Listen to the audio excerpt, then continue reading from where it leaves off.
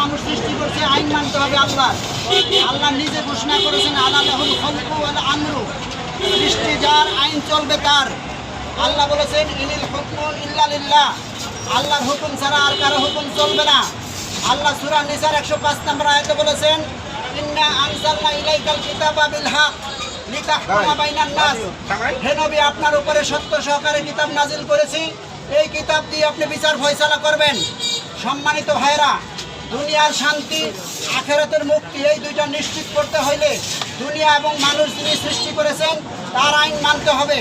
বাংলাদেশ জামাতে ইসলামী বাংলাদেশে কোরআনের শাসন চাই, সৎলোকের শাসনের মাধ্যমে কোরআনের শাসন প্রতিষ্ঠিত করতে চাই।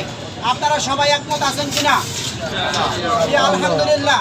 প্রিয় ভাইরা, দুনিয়াতে আমরা থাকতে পারবো না, আখিরাতের ময়দানে আমাদের উপস্থিত হতে হবে।